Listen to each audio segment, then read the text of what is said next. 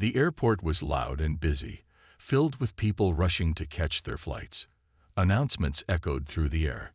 Children cried. Wheels of suitcases rolled loudly on the shiny floor. Among the crowd, a tall black man walked calmly. His name was Mr. Jordan. Jordan wore simple clothes, plain black jeans, and a gray hoodie. He carried a small, old backpack. His face was kind, with soft eyes and a warm smile. No one could guess he was the CEO of one of the world's biggest tech companies. Today, he looked just like an ordinary traveler. He stood quietly in the line at the airline counter, holding his first-class ticket. He had worked hard his whole life.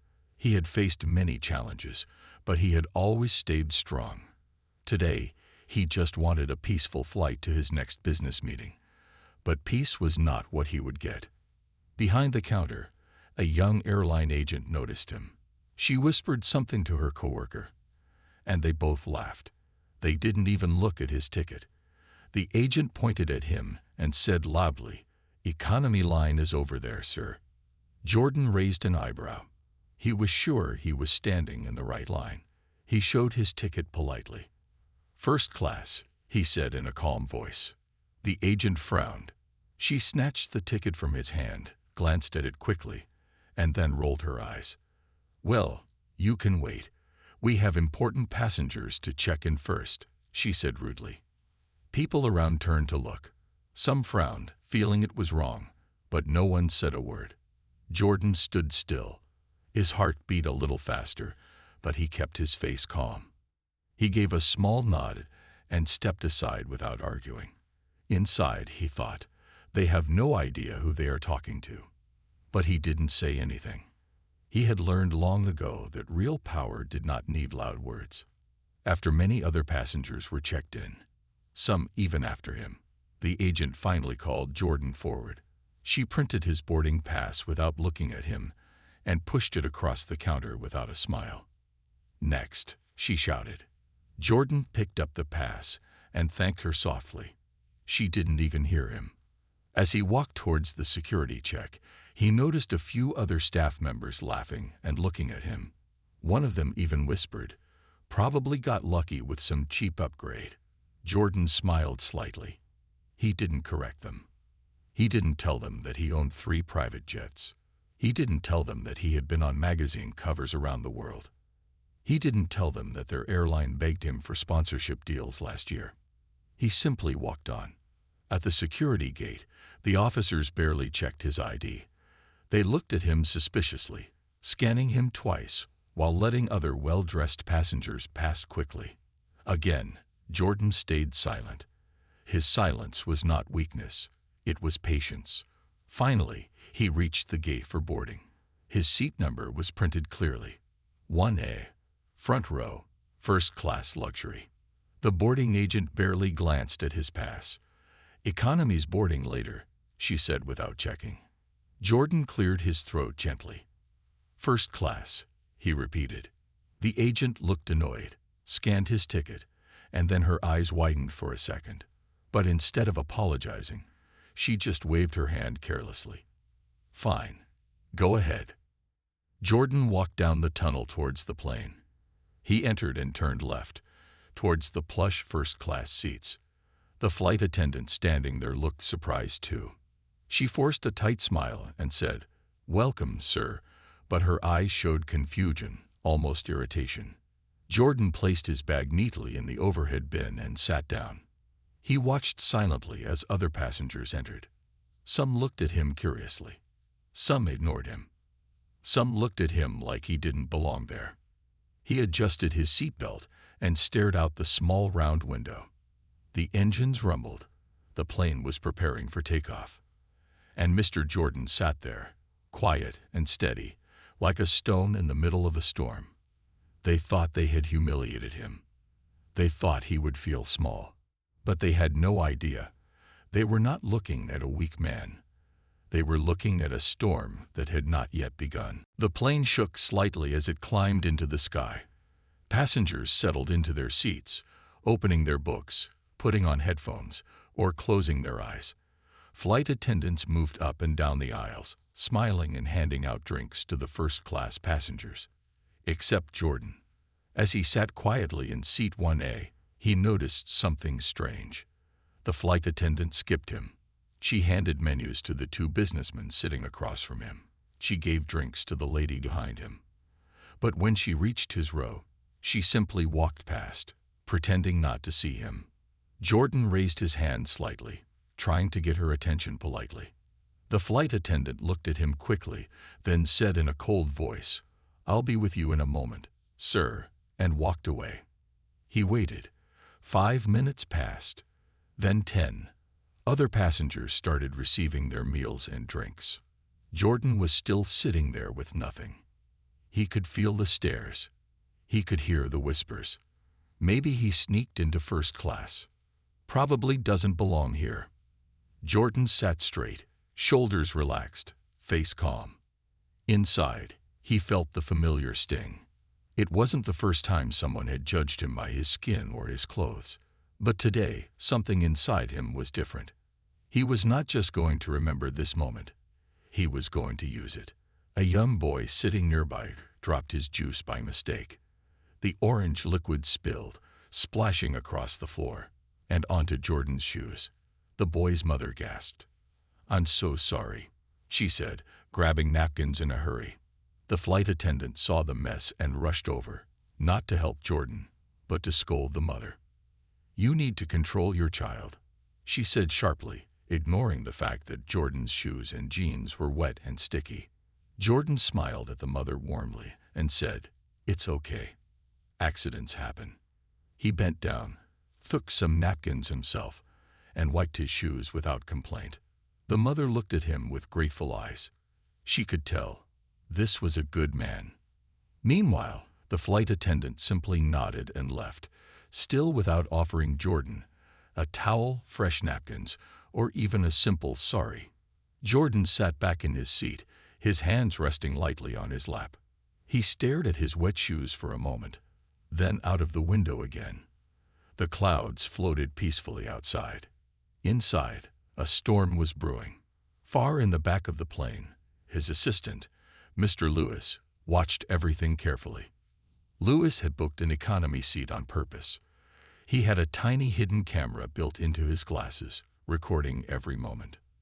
The rude treatment, the ignored service, the spilled drink. Everything was being saved. Lewis knew Jordan's plan. They would not shout. They would not fight here. They would simply collect the truth and then use it at the right time. Jordan reached into his backpack and pulled out a small book. It was worn and old, pages bent from years of reading. He flipped it open and began to read quietly, not bothering anyone. Time passed. Dinner was served. The smell of hot food filled the first-class cabin. The flight attendant handed out silver trays to every passenger. Chicken, steak, fish. Everyone was asked what they preferred. When she reached Jordan, she sighed loudly. "Sorry, sir, we don't have your meal choice left.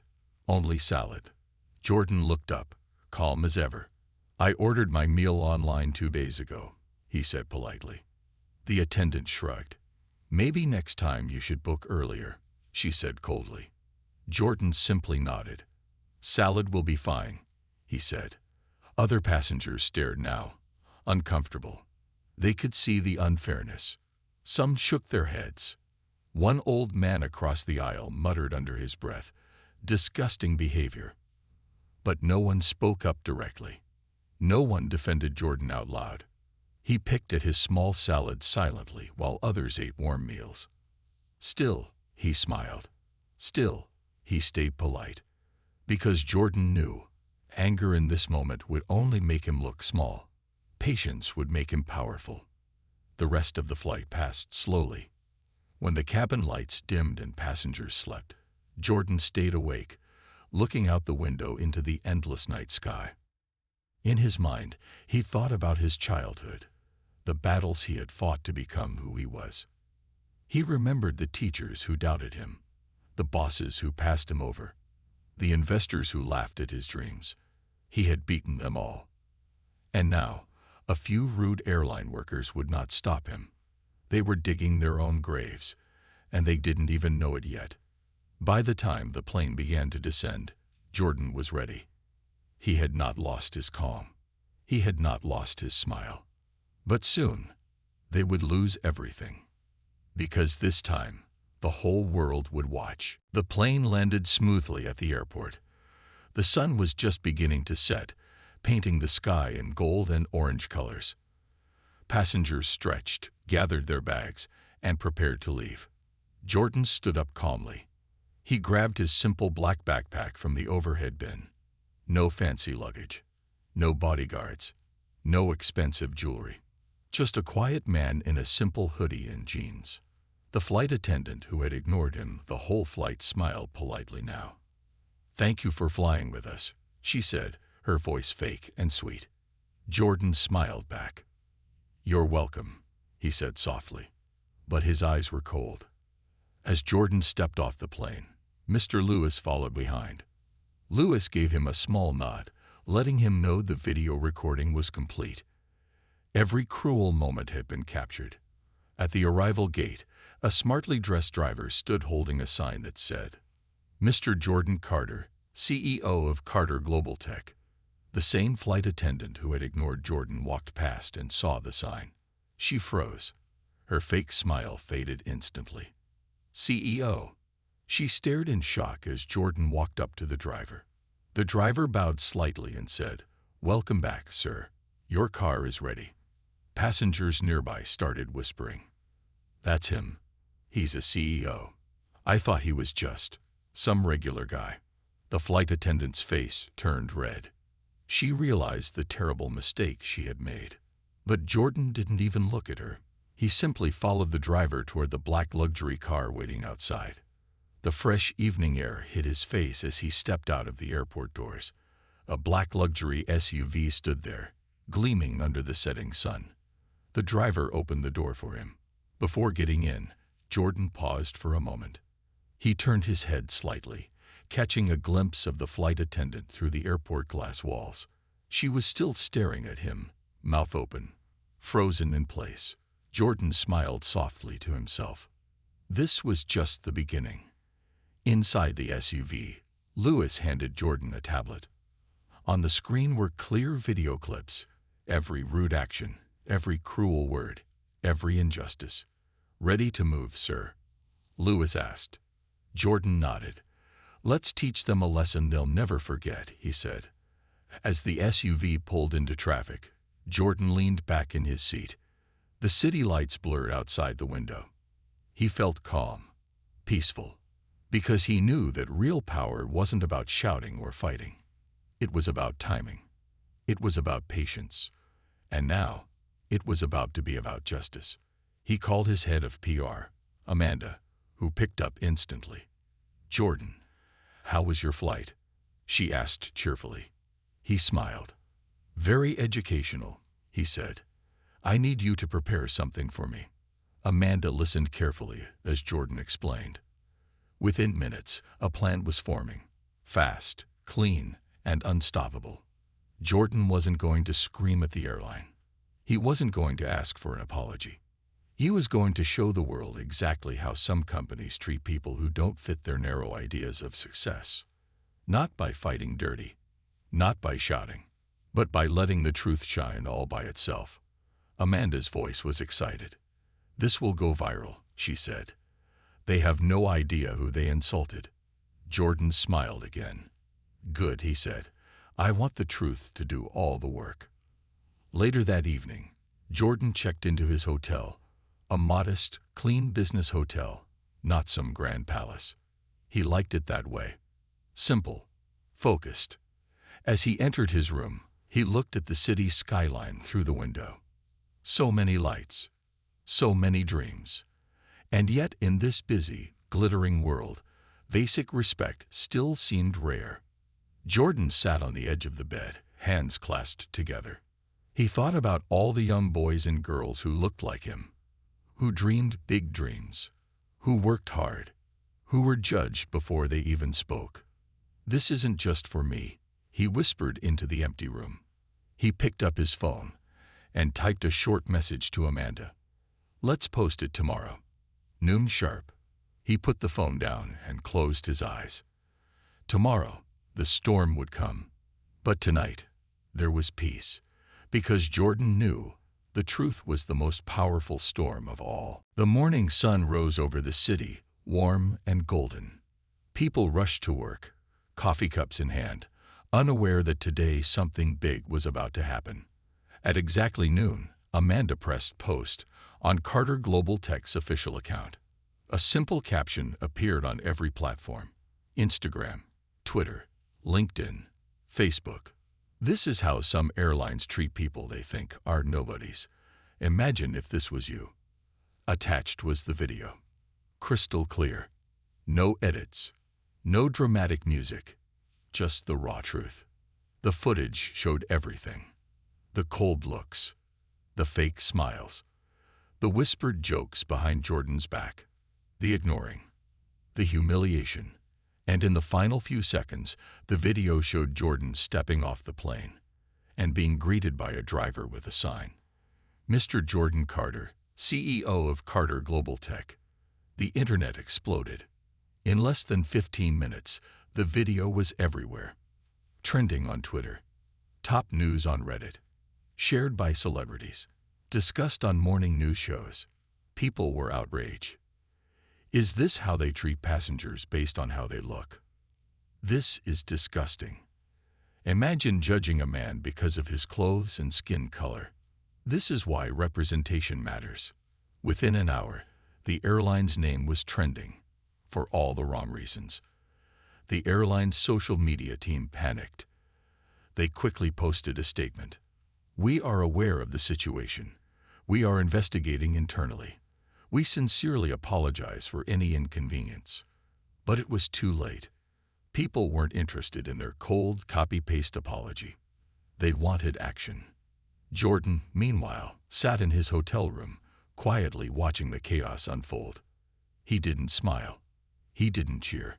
He simply stayed calm, sipping his tea. Because he knew, real change didn't come from noise. It came from truth. His phone buzzed nonstop. News channels wanted interviews. Civil rights groups wanted to partner.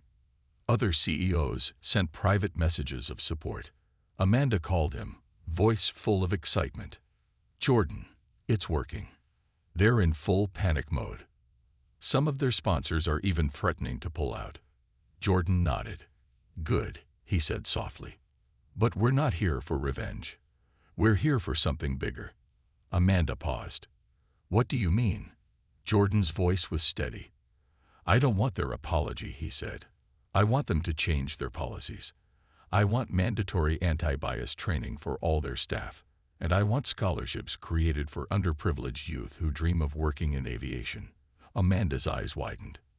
"You want to turn this into something good," she whispered. "Always," Jordan said. "Pain should never be wasted." While the world screamed for boycotts and lawsuits, Jordan was planning something better, a lasting impact. By late afternoon, news vans were parked outside the airline's headquarters. Employees were sneaking out the back doors to avoid cameras. Share prices had dropped by 5%. Inside their boardroom, the airline's top executives held an emergency meeting. The CEO, a nervous man in a gray suit, asked his team, "Who is Jordan Carter really? Why didn't anyone recognize him?" One junior executive, sweating under pressure, pulled up Jordan's file. "Sir, he's not just any CEO. Carter Global Tech builds the software that runs half the world's airports." The room went silent. They hadn't just insulted a customer. They had insulted one of the most powerful men in aviation. The CEO dropped his head into his hands. "We messed with the wrong man," he whispered. Meanwhile, Jordan and Lewis sat in the hotel lounge, planning their next move. Lewis chuckled. "I think they're ready to beg, sir." Jordan shook his head. "We're not here to make them beg. We're here to make them better." Outside the large windows, the city buzzed with life. People laughed, cars honked, buses rushed by. Jordan smiled softly. The storm had broken. The world had seen. Now, It was time to rebuild something stronger, not just for himself, not just for today, but for every young dreamer who would one day board a plane and expect to be treated with dignity. Because respect wasn't a luxury, it was a right. And Jordan Carter was just getting started. By the next morning, the whole country was talking about Jordan Carter. News anchors spoke his name with respect. Social media users called him a symbol of quiet strength. The airline's headquarters looked like a war zone. Pale-faced executives sat around a long wooden table. Phones kept ringing. Emails kept flooding in. Sponsors were furious. Customers were canceling their flights. The airline's CEO wiped sweat from his forehead and said, "Get Jordan Carter on the phone. Offer him anything he wants." But Jordan wasn't waiting by the phone. He had already sent his demands. Clear, professional, and impossible to ignore. The email was short, but powerful. 1. Full public apology, not just to me, but to every passenger treated unfairly. 2. Mandatory anti-bias training for all staff. 3. Create a scholarship program for underprivileged students interested in aviation careers. 4. Regular public reports to show real changes are happening. No excuses, no delays, the email ended. Only action. The airline's executives were stunned. They had expected him to ask for money. They had expected threats of lawsuits. But Jordan wanted something bigger, real change. The CEO rubbed his temples and said, "We have no choice. If we refuse, the company could collapse." The board members agreed. That afternoon, Jordan received a formal reply. The airline accepted all his demands. They even added a fifth point of their own. 5. An invitation for Jordan Carter to personally lead a review of their customer service programs. Lewis laughed when he read it. "They're desperate," he said. Jordan only smiled. "It's not about desperation," he said. "It's about finally doing the right thing." Hours later, the airline held a press conference. Cameras flashed. Reporters shouted questions. The airline's CEO stood at the podium, looking tired but serious. He read the apology himself. "We failed," he said. "We judged a man not by his character, but by our own shallow biases. We are deeply sorry, not only to Mr. Carter, but to everyone we have ever made feel less than they are." The CEO promised to meet all of Jordan's demands. He promised to open doors for young people who had been locked out for too long. People watching across the world were amazed. Some cried. Some cheered. One young woman tweeted, "Because of Jordan Carter, I believe again that change is possible." At his hotel room, Jordan watched the press conference on TV. He didn't clap. He didn't smile broadly. He simply nodded once, slowly. Lewis turned to him. "Mission accomplished, sir." Jordan shook his head. "Not yet," he said. "This is only the beginning." Because Jordan knew the truth. Changing one airline was good. But inspiring millions to expect better, to demand better, was the real victory. The next day, Jordan returned home. At the airport, people recognized him. Some shook his hand. Some just smiled with respect. A little boy ran up to him, his eyes wide. "Are you the man from the video?" the boy asked. Jordan knelt down to the boy's level and smiled. "Yes," he said softly. The boy's face lit up. "My mom said you're a hero." Jordan chuckled. "I'm just a man," he said. "But sometimes, even one man can make a big difference." He patted the boy's shoulder and stood up. As he walked toward the gate, the airport staff greeted him warmly. This time, there were no fake smiles, no cold looks, only real respect. And Jordan Carter, the man they once tried to humiliate, walked on with quiet pride. Because sometimes the greatest victories are not won by fighting harder, but by standing taller. And Jordan had stood so tall, the whole world had seen. Weeks passed. The news about Jordan Carter and the airline still echoed across the country. But Jordan was already thinking ahead. He sat at his office desk, a large window behind him showing the bright city skyline. Papers and proposals lay on the table, but Jordan's mind was somewhere else. Lewis knocked gently and entered. "Sir, the meeting is ready," he said. Jordan nodded and stood up. Today wasn't about business. Today was about building something new, something bigger than any company. He walked into the conference room, where a small group of people were waiting. There were teachers. There were community leaders. There were young students, nervous but excited. Jordan smiled warmly. "Thank you for coming," he said. He looked at the students, young faces full of hope. "I know some of you dream of becoming pilots, engineers, or leaders in aviation," Jordan said. "And today, I want to tell you, that dream is possible." He paused, letting his words sink in. "I'm proud to announce the start of the Carter Aviation Scholarship Program." The room erupted in soft gasps and happy murmurs. Jordan continued. "This program will provide full scholarships, mentorship, and job opportunities for students like you. Students who were told they didn't belong." A young girl raised her hand shyly. "Mr. Carter," she said, "why are you doing this?" Jordan smiled gently. "Because once I was like you," he said. "I had dreams, but not many people believed in me. And because I know, true success is not just reaching the top. It's sending the elevator back down for others." The students' eyes shined with new hope. After the meeting, reporters caught wind of the announcement. News articles praised Jordan not just for standing up for himself, but for lifting others with him. "Jordan Carter isn't just a CEO," one journalist wrote. "He's a movement." But Jordan wasn't interested in fame. He refused interviews. He declined awards. He kept working, quietly, patiently, changing lives one at a time. At the same time, the airline kept its promises too. Staff all over the country attended anti-bias training. Customer service improved. Complaints dropped sharply. For the first time in a long time, passengers of all backgrounds felt respected. Jordan watched all of it happen from a distance. He wasn't bitter. He wasn't angry. He was hopeful. One evening, as Jordan sat on his balcony looking over the city, Lewis joined him with 2 cups of coffee.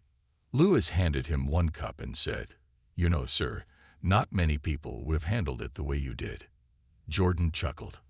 "I wasn't interested in fighting fire with fire," he said. "I wanted to build something that would outlast the fire." Lewis nodded. "And you did." They sat there in silence for a while, the city lights twinkling below. Finally, Jordan spoke again. "But we're not done yet." Lewis laughed softly. "Of course not." Jordan's mind was already racing with ideas. More scholarships, leadership programs, campaigns to remind young people that their dreams mattered, no matter their color, their background, or their bank account. The world had changed a little because of Jordan Carter. And he wasn't finished. Because true leaders don't just fix broken systems. They build new ones, stronger, kinder, and ready for everyone. And that's exactly what Jordan planned to do. One life at a time. One dream at a time. A new beginning. And this was only chapter 1. Years passed. The world changed, slowly but surely. Jordan Carter's name became a symbol, not of power, but of purpose. Airlines across the country adopted stronger, fairer policies. Other companies looked at what had happened and realized they had to change too. But for Jordan, the real reward wasn't in news headlines or awards. It was in the quiet, everyday victories. One afternoon, Jordan stood on a small stage at a graduation ceremony. Rows of young men and women in caps and gowns smiled up at him. They were the first full class of Carter Aviation scholars. Students from poor neighborhoods. Students who had been told no too many times. Students who now held degrees in engineering, piloting, business, and more. Jordan looked at them with pride shining in his eyes. He stepped up to the microphone. "When I was your age," he said, "the world told me who I couldn't be. But I chose not to listen. Today, You made that same choice. And because of that, you are about to change everything." The students clapped and cheered. Some wiped tears from their eyes. In the front row, Louis stood with his arms crossed, smiling. He remembered the quiet man in the airport years ago. Humiliated, calm, powerful. He had seen Jordan turn a moment of pain into a lifetime of change. After the ceremony, a young man approached Jordan. He held out his hand and said, "Sir, because of you, I'm the first person in my family to graduate college." Jordan shook his hand firmly. "You did the work," Jordan said. "I just made sure the door stayed open." The young man smiled wide. "I'm going to be a pilot," he said proudly.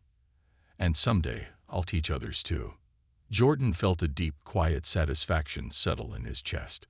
This was the real victory. Not revenge, not punishment. Legacy. Years later, when Jordan retired, he didn't throw a big party. He quietly handed leadership of his companies and charities to a new generation.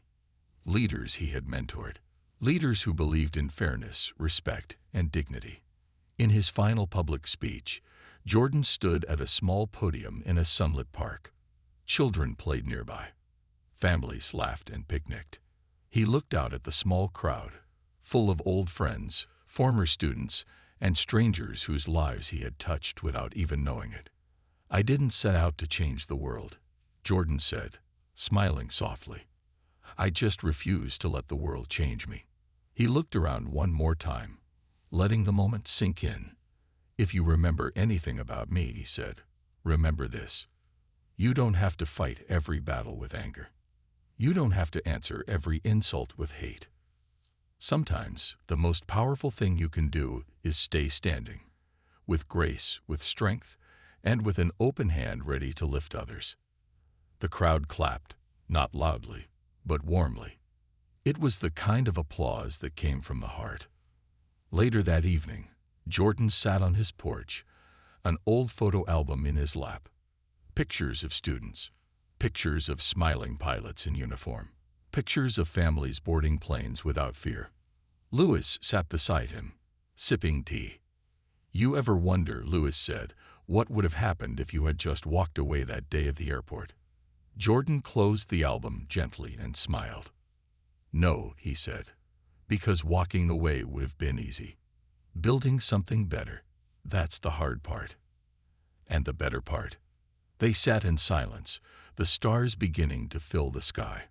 And somewhere, in airports and classrooms, and quiet homes across the country, the seeds Jordan Carter had planted continued to grow. His legacy wasn't a statue. It wasn't a company. It wasn't a headline. It was a million small, unseen victories. It was courage passed down like a torch, from one hand to the next. It was a new world, stronger, kinder, and better, because one man refused to stay silent when it mattered most. And in the end, that was more than enough. Years turned into decades. The world Jordan Carter helped shape grew stronger, brighter, and more fair. Even after he stepped away from the spotlight, his work continued. The Carter Aviation Scholarship Program expanded across the country. Other industries started similar programs, inspired by Jordan's quiet revolution. Airlines changed their rules, not just because they had to, but because they wanted to. Respect was no longer rare. It became normal. People who once felt invisible now sat in pilot seats, boardrooms, and leadership tables. Young students from all backgrounds dreamed bigger dreams and believed those dreams were possible. And though Jordan had retired from business, he never retired from life. He spent his days visiting schools, talking to young people, mentoring future leaders. He didn't need a camera. He didn't need applause. He only needed to know that the seeds he had planted were growing. In a small town one evening, Jordan attended a local science fair. He wore simple clothes, jeans, a jacket, nothing fancy. Most people didn't recognize him anymore. A young girl, maybe 12 years old, pulled him toward a booth proudly showing a homemade model airplane. "My name's Tasha," she said brightly. And I'm going to be an aerospace engineer one day. Jordan smiled warmly. You can be anything you want, he said. Tasha beamed. My teacher says we can do anything because of Mr. Carter, she said excitedly. Do you know him? Jordan chuckled softly. I've heard of him, he said. He didn't correct her. He didn't need the credit. The world no longer needed to know his name. The world needed only the light he had left behind. As Jordan grew older, he became slower, but his spirit stayed strong. On his last birthday, his family and closest friends gathered around him. His grandchildren played on the floor, laughing. His former students, now doctors, pilots, leaders, stood in the room, talking about their next big ideas. Jordan sat quietly in his chair, watching them, his heart full. Lewis, older but still sharp, sat beside him. You see, Lewis whispered, this is your real empire. Jordan smiled. It was never about building walls, he said softly. It was about building bridges. That night, as the stars filled the sky and the house grew quiet, Jordan Carter closed his eyes for the final time. There was no sadness, no regret, only peace. He had fought his battles, with dignity, with strength, with grace, and he had won, not by crushing others, but by lifting them higher. Across the country, when news of his passing spread, people mourned, but they also celebrated. Airports flew flags at half-mast. Airlines named new training academies after him.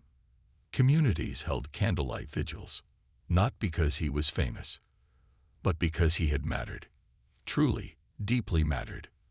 At one ceremony, a former scholarship student, now a CEO herself, spoke to a crowd. Jordan Carter taught us something powerful, she said, voice trembling. He taught us that true power isn't shown by how loud you shout, but by how many voices you help find their strength. The crowd stood silent for a moment, heads bowed, hearts full. And somewhere, in every young dreamer boarding a plane, in every small voice finding courage, in every leader choosing kindness over cruelty, Jordan Carter lived on. The world he left behind was not perfect, but it was better, because he had been here. And that was the greatest legacy of all.